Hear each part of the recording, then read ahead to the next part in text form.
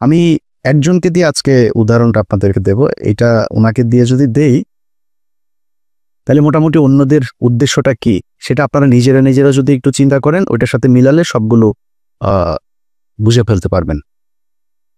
বিবি নুরুল হক নূর এই দেশের উদীয়মান একজন তরুণ রাজনীতিবিদ ছিলেন।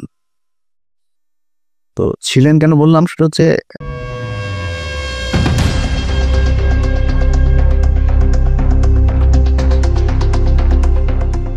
আফ্রিদির গ্রেপ্তারের পরপরই যেন তার অপরাধের ঝুড়ি একের পর এক খুলতে শুরু করেছে। আফ্রিদির অপরাধের ঝুড়িতে প্রতারণা, নির্যাতন ও ব্ল্যাকমেলের মতো নৃশংস অপরাধ রয়েছে, যা একে একে ফাঁস হচ্ছে। যার মধ্যে আরও একটি তথ্য ফাঁস হয়েছে। আফ্রিদি শোরুম মালিকদের ব্ল্যাকমেল ও ভয় দেখিয়ে বিনা টাকায় শোরুম থেকে কোটি কোটি টাকার। আসসালামু আলাইকুম প্রিয় দর্শক শ্রোতা, এবার তৌহিদ আফ্রিদির যত অপকর্ম নিয়ে সাংবাদিক ইলিয়াসের একটি বিশেষ প্রতিবেদন দেখতে পারবেন এই ভিডিওতে। আশা করি সম্পূর্ণ ভিডিও জুড়ে থাকবেন। চলুন ভিডিওতে বিস্তারিত দেখে আসি।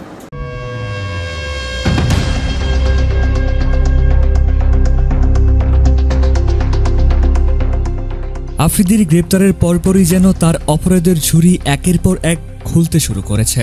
আফ্রিদির অপরাধের ঝুড়িতে প্রতারণা, নির্যাতন ও ব্ল্যাকমেলের মতো নৃশংস অপরাধ রয়েছে, যা একে একে ফাঁস হচ্ছে। যার মধ্যে আরও একটি তথ্য ফাঁস হয়েছে। আফ্রিদি শোরুম মালিকদের ব্ল্যাকমেল ও ভয় দেখিয়ে বিনা টাকায় শোরুম থেকে কোটি কোটি টাকার গাড়ি নিয়ে আসতেন। এমনকি বাধা দিলে তাদেরকে ভয় দেখাতেন তার চাচা ডিবি হারুনের। সম্প্রতি সাংবাদিক নাজমুল সাকিব তার ফেসবুক পেজের একটি পোস্টে তুলে ধরেছেন আফ্রিদির নৃশংস এই প্রতারণাটি, কিভাবে শোরুম মালিকদের ব্ল্যাকমেল করে কোটি টাকার গাড়ি নিয়ে আসতেন। তিনি পোস্টে লিখেন, একদা মার্সিডিজ ব্র্যান্ডের একটা লেটেস্ট মডেলের গাড়ি নেওয়ার ইচ্ছা হয়েছে তৌহিদ আফ্রিদির। আফ্রিদি একটা শোরুমে গেল, সেখানে গাড়িটা পেয়েও গেল। চতুর আফ্রিদি শোরুমের ম্যানেজারকে বলল, ভাইয়া গাড়িটা আমার পছন্দ হয়েছে, কিন্তু এখন তো সন্ধ্যা 6টা বাজে, ব্যাংকও বন্ধ হয়ে গেছে, তাছাড়া আমার কাছে চেক বইও নেই। আপনি এই 5 লক্ষ টাকা রাখেন এবং আগামীকাল আমি না আসা পর্যন্ত গাড়িটা অন্য কারো কাছে বেচবেন না। আমি বাকি টাকা কালকে ক্যাশ নিয়ে এসে গাড়িটা নিয়ে যাব। কিন্তু সেদিন শোরুম মালিক 5 লক্ষ টাকা না নিয়ে আগামীকাল পুরো টাকা নিয়ে এসে গাড়িটি কিনতে বলেন। তখন তৌহিদ আফ্রিদি অনেকটা জবরদস্তি করে শোরুম মালিককে 5 লক্ষ টাকা ধরিয়ে দেন, এমনকি কোনো রিসিপ্ট না নিয়ে চলে যান। আর পরদিন এসে দাবি করেন গাড়ি তার। ম্যানেজার বাকি টাকা চাইলে আফ্রিদি যেন আকাশ থেকে পড়ল। আফ্রিদি চেঁচিয়ে বলে উঠল, বাকি টাকা মানে? গতকালকে আপনাকে ফুল পেমেন্ট দিলাম, আপনি বললেন আজকে গাড়ি ওয়াশ করে আমার কাছে হস্তান্তর করবেন। গতকাল আমার থেকে বান্ডিল বান্ডিল টাকা নিলেন, সেগুলো সবই আপনার সিসিটিভিতে আছে। জলদি আমার গাড়ি আমাকে বুঝিয়ে দেন, তা না হলে আমি এখনই হারুন আঙ্কেলকে ফোন দিয়ে বলছি একটা ডিবি টিম পাঠিয়ে আপনার বাটপারি মিডিয়াতে তুলে ধরতে। তখনই গাড়ির শোরুমের ম্যানেজার বুঝে গেলেন তিনি এক মহা বাটপারের দ্বারা প্রতারিত হয়ে গেছেন। সুখ দেখলে দুঃখের কারণগুলো খুব দ্রুত ভুলে গেলে ওই সুখ কিন্তু বেশি দিন থাকে না, থাকবেও না। আমি একজনকে দিয়ে আজকে উদাহরণটা আপনাদেরকে দেব। এটা ওনাকে দিয়ে যদি দেই তাহলে মোটামুটি অন্যদের উদ্দেশ্যটা কি সেটা আপনারা নিজেরা যদি একটু চিন্তা করেন, ওইটার সাথে মিলালে সবগুলো বুঝে ফেলতে পারবেন। বিবি নুরুল হক নূর এই দেশের উদীয়মান একজন তরুণ রাজনীতিবিদ ছিলেন। তো ছিলেন কেন বললাম, সেটা হচ্ছে যদি সম্মুখ যোদ্ধা হিসাবে চিন্তা করেন, আমাদের চাইতে তিনি উৎকৃষ্ট মানের আওয়ামী বিরোধী একজন রাজনীতিবিদ বা যোদ্ধা যেটাই বলেন, অনেক কিছু করেছেন এবং তার প্রতিদানও বাংলাদেশের মানুষ তাকে দিয়েছে। অকুণ্ঠ ভালোবাসা, অপরিসীম ভালোবাসা নুরুল হক নূর পেয়েছেন। না চাইতেই তিনি টাকা পয়সা পেয়েছেন। আমি নিজেও আমার এখানে অনেক বন্ধু বান্ধবের কাছ থেকে মানে একটা বিশেষ সংগঠন তারা করেছিল, আমি নিজে বলেছি ভাই ওদেরকে কিছু টাকা দেন। মাঝে মধ্যে এখান থেকে অনেক টাকা পয়সাও গিয়েছে, আমি নিজেও জানি। আমি নিজেও পার্টিসিপেট করেছি, আমার পকেট থেকে টাকাও দিয়েছি, তার পক্ষে কথা বলেছি, অনেক ভিডিওতে পোস্টে তার পক্ষে কথা বলেছি। তো উনি যেই ত্যাগ স্বীকার করেছিলেন সেটার জন্য উনি ওনার ভালোবাসাও পেয়েছেন। কিন্তু একটা জিনিস বলে রাখি, বিবি নুরুল হক নূর তিনি একজন সাহসী মানুষ। তিনি ঢাকা বিশ্ববিদ্যালয়ে যেই সময়ে যেভাবে কথা বলেছেন, যেই মার খেয়েছেন, আমি নিজে হলেও মানে ভাব মারার কিছু নাই, আমি নিজে হইলেও ওই ধরনের পরিস্থিতিতে ওইভাবে সামনাসামনি গিয়ে এই মারামারি মার খাওয়া এই পর্যন্ত টিকতাম কিনা আমি জানি না। তিনি সেটা করেছেন। বাট আরেকটা জিনিস বলে রাখি, পৃথিবীতে যত মানে চোর বাটপার ডাকাত, তারপরে প্রতারণার সাথে জড়িত যারা ছিনতাইকারী, সাহসী লোক, কিন্তু আওয়ামী লীগের লোক কিন্তু সাহসী আছে, এই মানে বেশিরভাগ চোর বাটপার এই একটু উচ্ছৃঙ্খল টাইপের, হিংস্র টাইপের, যাদের ভেতরে কোনো মনুষ্যত্ববোধ কাজ করে, এই ধরনের লোকজন কিন্তু আওয়ামী লীগ করে বেশি। তো সাহস আছে, মার খেতে পেরেছেন, এটা দিয়ে সবকিছু পরিমাপ করা যাবে না।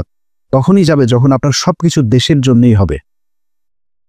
একটা সময় এসে মানুষের কাছ থেকে বিকাশের টাকা পয়সা নিয়ে ভাইকে গাড়ির ডিলারশিপকে করে দেয়া, কাতারে যায় তারপরে ব্যবসা করা, দুবাইতে গোল্ড স্মাগলারদের সাথে ব্যবসার পার্টনার নেয়া, এগুলি করলে ওই সাহসটা আমাদের কাছে মনে হইতে পারে দেশের জন্য না। আপনার নিজের ফেম, নিজের জেদ, নিজের ক্ষমতা আপনার কাছে নেয়ার জন্য, ক্ষমতায় যাওয়ার জন্য আপনি এটা করেছেন।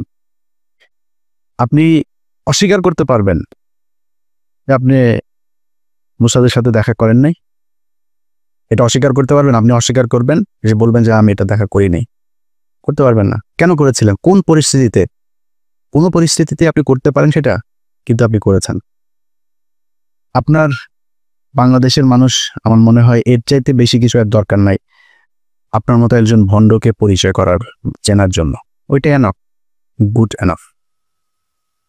এখন এরপর আপনি রাজনীতি করছেন, আমরা কিন্তু তেমন কিছুই বলছি না। আপনার মতো আপনি করেন, সব চিটার বাটপার দিয়েই তো রাজনীতিটা চলছে এই দেশে। আপনার মতো আরেকটা ছোট চিটার যোগ হইলো, সমস্যা কোথায়?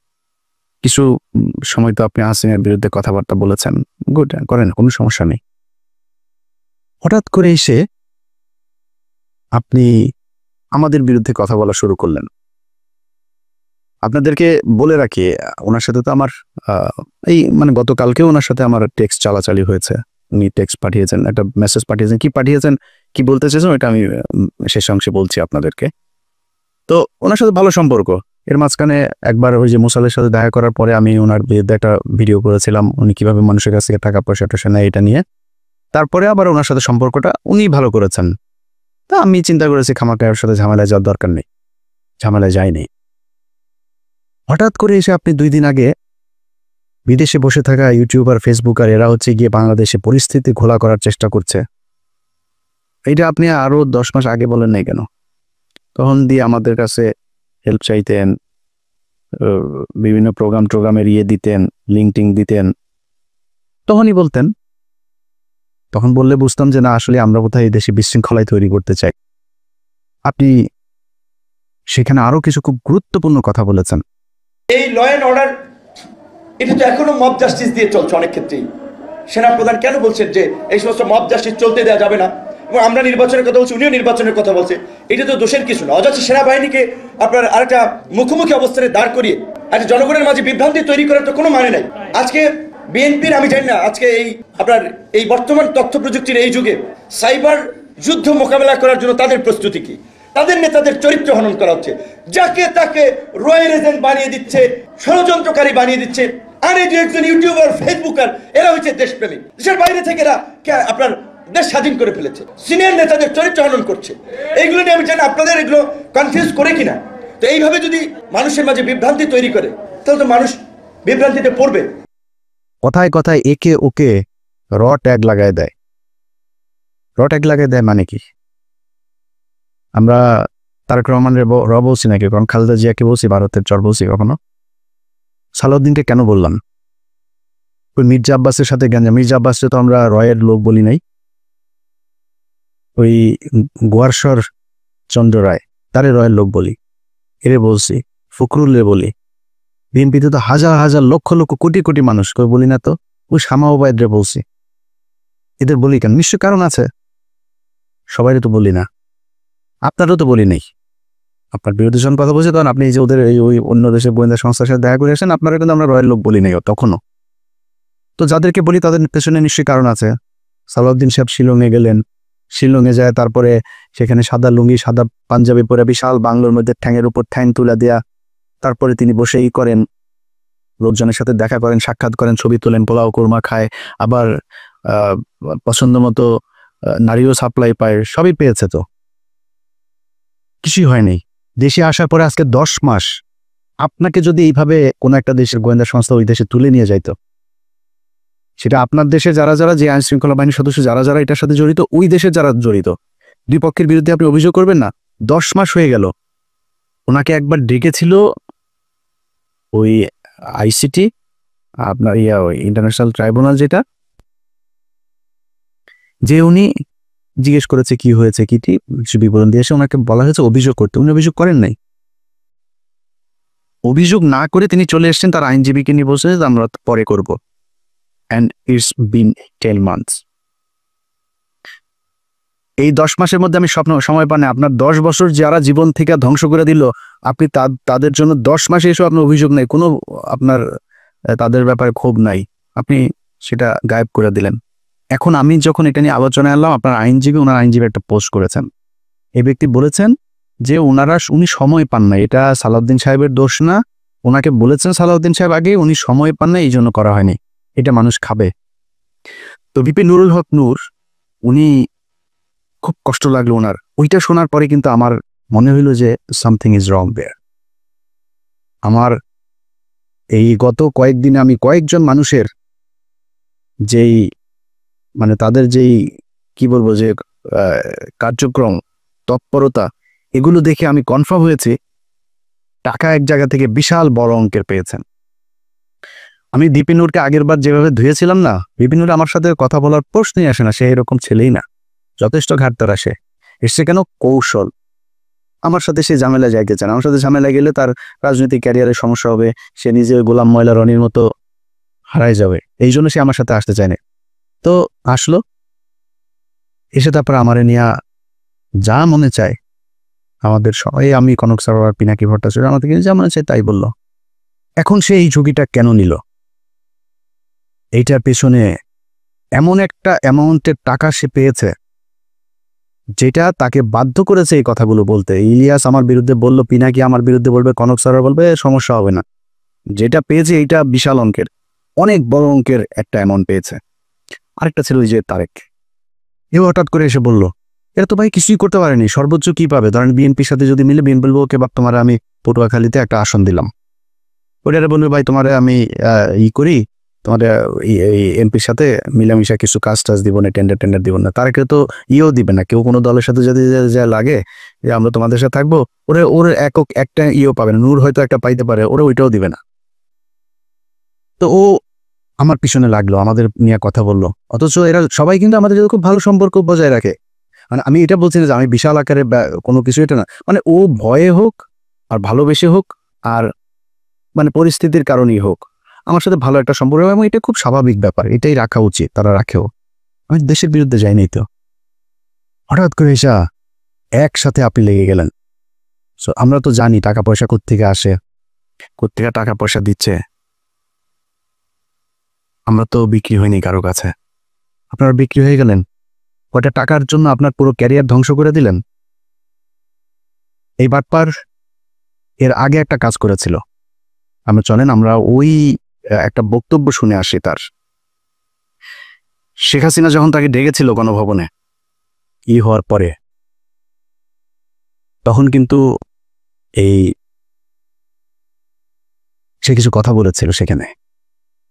সে কথাগুলো আগে শুনি, তারপরে আমরা পরে আলোচনায় যাই। আমিও যেটা বলেছি যে আমি ছাত্রলীগের কর্মী ছিলাম না, শুধু ছোটোখাটো একটা নেতাও ছিলাম, হলের পোস্টেড ছিলাম। আর আমি বিভিন্ন প্রোগ্রামে গিয়েছি, আমি দেখেছি নেত্রীকে ঢাকা মেডিকেল যখন বার্ন ইউনিটে বিএনপির আন্দোলনের সময় যখন আছে বিভিন্ন অকারেন্সগুলো ওঠে, তখন তিনি গিয়েছেন। আমরা রাস্তার পাশে দাঁড়িয়েছি, তাকে দেখেছি গাড়ির কালো গ্লাস থেকে, স্পষ্ট দেখতে পাইনি, টিভিতে দেখেছি। আর আজকে দেখার পর আমি অনেকক্ষণ চেয়ে রয়েছি। আমি 2.5 বছর বয়সে আমার মা মারা যায়, আর আমার ছোটো ভাইকে এখানে এসেছে, ওর বয়স ছিল তখন 1 বছর। আমার মায়ের এটা আমি যতটুকু মনে করতে পারি, আমি সেটা খুঁজে পেয়েছিলাম আমার প্রাইমারির একজন শিক্ষিকার মধ্যে, আমি যেই প্রাইমারিতে পড়েছি। আর আজকে আমি মাননীয় প্রধানমন্ত্রী এতদিন টিভিতে আমি ওভাবে দেখতে পাইনি, কিন্তু আজকে দেখে আসলে আমার মনে হয়েছে যে তার মধ্যে আমার মায়ের চেহারাটা আমি কিছুটা দেখতে পেয়েছি। এরকম একটা জিনিস যে হচ্ছে সেজন্য অনেকে আসলে বিভিন্ন উপাধিতে বলে থাকেন। আর আমরা একটা জিনিস দেখেছি যে আসলে তিনি প্রধানমন্ত্রী হিসেবেও, আমি বলবো না তিনি প্রধানমন্ত্রী, তিনি সবার প্রধানমন্ত্রী, তারপরও তার কিছু স্পেশাল আসলে ক্যারেক্টার যেটা আমরা দেখেছি যে কখনো ছোট শিশুকে কোলে নিয়ে মানে একদম সিম্পল একজন যে নারীর যে ভূমিকা সেই ভূমিকা অবতীর্ণ। আবার যখন দেখেছি আন্দোলন সংগ্রামে মানে তার শুনেছি ওই সময়ের তার সেই মানে ছাত্র রাজনীতি থেকে উঠে এসেছে, তার কৃতিত্বের কথা আমরা শুনেছি। আর বঙ্গবন্ধুর কথা তো এটি আসলে তো শুধু আমরা না, সারা বিশ্বের মানুষ জানে। আর তার সুযোগ্য কন্যা যদিও শেখ রেহানা আপা আমরা রয়েছে, কিন্তু এটি তো আমরা মানে সবার মধ্যে সব গুণ এককভাবে থাকে না, কিন্তু আপা আমরা মনে করি যে আসলে যেটা বঙ্গবন্ধুর মধ্যে অনেকে বলে যেটা ছিল তার পুরোটা মনে হয় যে আমাদের নেত্রী পেয়েছেন। আমার আপার প্রতি অনুরোধ থাকবে যে আসলে অনেকে যেটা আমি আপা বলতে চাইনি, কারণ আমি আসলে মানে মায়ের ওই জায়গাটাকে তাকে দেখতে চেয়েছিলাম, কিন্তু সবাই ছাত্রলীগ আমিও যেটি করেছি সবাই আপা আপা বলে, এই জন্য আমার মুখ থেকে ঘটনাটা বের হয়েছে যে আমার ছাত্রলীগের ভাই বন্ধুরাও কেন যেন আমাকে আসলে জামাত শিবির বানানোর জন্য তারা খুব একটি অপপ্রচার করেছিল তাদের ছাত্রলীগের এতগুলো এরকম একটা পোস্টে থাকা অবস্থায়। আর আপনারা দেখেছেন যে আমার পরিবারের, আমি আশা করি যে মাননীয় প্রধানমন্ত্রীর কাছে আমার পরিবারের সকলের মোটামুটি একটা তথ্য আছে, সেখানে দেখেছেন যে আমার পরিবার আসলে মানে পুরো পরিবারে ছিল আওয়ামী ব্যাকগ্রাউন্ডের। কিন্তু আসলে আমি অনেক কথাই বলতে চেয়েছিলাম, কিন্তু আবেগ ভালোবাসায় অনেক কিছুই ভুলে যাচ্ছি। জয় বাংলা, জয় বঙ্গবন্ধু। আর আমি প্রধানমন্ত্রীর অনেকটা প্রোটোকল, এই কারণে আমি অনেকটা আমার একটু ইচ্ছা ছিল যে বঙ্গবন্ধু শেখ মুজিবুর রহমানকে কখনো তো দেখিনি, তার কথা শুনেছি। আর তার গান যেটি আমি ক্লাস 5-এ একটা গান খুব ভালো লেগেছিল, আমাদের স্কুলের মাঠে মুক্তিযোদ্ধা সংসদ সন্তান কমান্ডের আয়োজনে একটা প্রোগ্রাম ছিল, ওখানে এরকম একটা গান ছিল, যদি রাত পোহালে শোনা যেত বঙ্গবন্ধু মরেনি, তাহলে আমরা পেতাম জাতির পিতা বিশ্ব পেত মহান নেতা, এরকম একটি গান। আর বঙ্গবন্ধুর প্রেমে তো সবাই পড়েছে। আর আমার যেহেতু আমি বলেছি আমার মাকে আমি সেই 2.5 বছর বয়সে হারিয়েছি, আমি তো প্রথমে আমার ইচ্ছা ছিল যে আমি মাননীয় প্রধানমন্ত্রীকে, যেমন ভারতের নরেন্দ্র মোদী আমরা দেখেছিলাম মাননীয় প্রধানমন্ত্রী যখন গেছেন কোনো রকম প্রোটোকল ব্রেক করেই তিনি তাকে ওয়েলকাম জানিয়েছিল, আমার একটা ইচ্ছা ছিল তাকে মানে একদম ঝটিকা আগে তাকে সালাম করাটা, কিন্তু আমি ভাবছি তার পিছনে যেহেতু তার নিরাপত্তা রক্ষীরা রয়েছে সেটা বিঘ্ন ঘটবে কিনা, এই জন্য আমি যাইনি। আমি একটু প্রধানমন্ত্রী আপনাকে একটু, যেহেতু আমার মা নাই, আমি বলেছি আমার সেই মাতৃত্বের ছায়াটা আমি দুজনের ব্যক্তির মধ্যে খুঁজে পেয়েছি, সেটা আমার শিক্ষিকা এবং হচ্ছে আপনি, আমি একটু আপনাকে সালাম করতে চাই।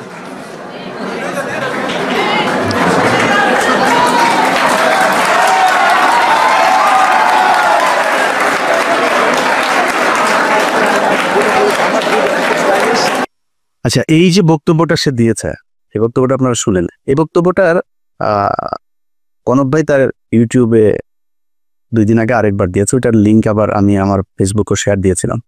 তো শেয়ার দেওয়ার সেটা আবার তার চোখে পড়েছে, পড়ার পরে সে সকাল থেকে, কিন্তু আমি ভিডিও যখন রেকর্ড করছি এটা হয়তো আপনারা কালকে দেখবেন, সে সকাল থেকে কনক ভাইকে অনেকবার ফোন দিয়েছে, আমি কনক ভাইয়ের সাথেই ছিলাম, অনেকবার ফোন দিয়েছে সে। ও আমরা অন্য আলাপে ছিলাম, ফোন টোন ধরা হয়নি কার। একটু পরে সে তার ফেসবুকে পোস্ট করেছে, এসব ইউটিউবাররা তার পিছনে আগেও লেগেছিল, সে পাত্তা দেয় নাই, এটা পোস্ট করেছে সে তার ফেসবুকে। তো সে আমাকে একটা লিঙ্ক পাঠিয়েছে, এর কিছুক্ষণ আগে আবার একটা লিঙ্ক পাঠিয়েছিল আমাকে, সে ব্যাখ্যা দিয়েছে। সে ব্যাখ্যায় সে বলেছে, কি বলেছে চলেন ব্যাখ্যাটা আগে শুনি। ওই যে শেখ হাসিনার ওইখানে গণভবনে গিয়ে যে বক্তব্য দিয়েছিল সেটা ব্যাখ্যাতে তার জবাবটাতে আপনারা সন্তুষ্ট হন কিনা চলেন শোনা যাক। আমার কাছে ফোন আসলো তৎকালীন প্রধানমন্ত্রীর কার্যালয়ের থেকে যে ডাকসুর সমস্ত প্যানেলকে তিনি চায়ের আমন্ত্রণ জানিয়েছে। যাওয়ার সিদ্ধান্ত নেওয়ার আগেই তখন আমার বাবাকে এই পটুয়াখালী থেকে ঢাকায় নিয়ে আসা হয় এবং নিয়ে এসে তাকেও কিছুটা আসলে যে আতঙ্কিত করা হয়, আপনার ছেলে যদি না যায় আপনার ছেলেকে মেরে ফেলতে পারে। যে দেখেন খালেদা জিয়ার মতো একজন বিশাল মাপের নেত্রী, তাকে জেলে নিয়েছে, বিএনপির নেতাকর্মীরা কি আন্দোলন করে তাকে বের করতে পেরেছে? সে যদি না যায় এটার জন্য তার পরিণতি কিন্তু চরম আসলে খারাপ হতে পারে। তো এখন আমার মা নেই, তো আমার বাবা আসলে এক প্রকারে আমার বলা চলে যে খুব ক্ষমা চাওয়ার মতো, যে বাবা আমি তো তোদেরকে মানুষ করেছি, আমি তোদের কাছে কিছু চাই নাই বলি নাই, তোরা বিশ্ববিদ্যালয়ে পড়স, আমি তোর একটা অনুরোধ করি যে যেহেতু প্রধানমন্ত্রীর পক্ষ থেকে দাওয়াত করা হয়েছে গণভবনে যাও। উনি স্বাভাবিকভাবেই যে একজন মায়ের জাতি, তো ওনাকে তুমি সেভাবেই সম্মান করবা। আমার বাবাই আমাদেরকে তখন মায়ের আদর বাবার আদর দুটো দিয়ে বড় করেছে।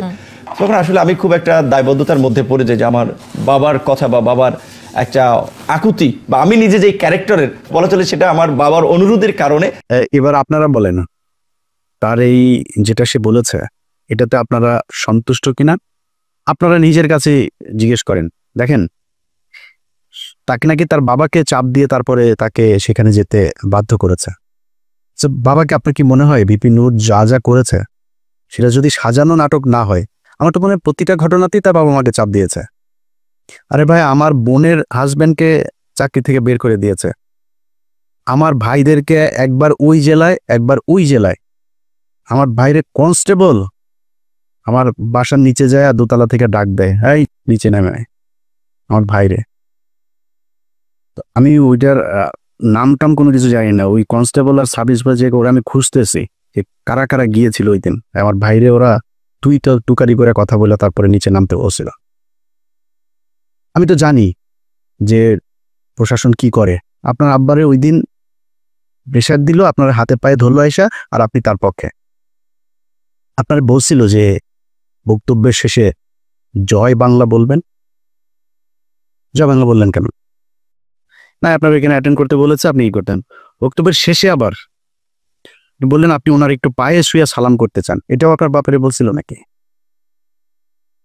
বাদ দিলাম, এই দুইটাও বললাম যে তোর জয় বাংলা বলাইছে আর পায়ে ধরেও মাপছে বলছে, এটা দুইটা বলতে হবে না, তোর বাপেরে ডিম টিম দিব কিছু একটা বলছে। মানে আমি ওনার বাবার ডিসরেসপেক্ট করছি না, মানে ওনার কথা অনুযায়ী ওনার বাবাকে নিশ্চয়ই মারধর করবেন, সরি ওইভাবে বলার জন্য। তো ধরলাম এটা আপনার বাবাকে মানে রিমান্ডে নিবে, মারধর করবে এরকম বলেছে।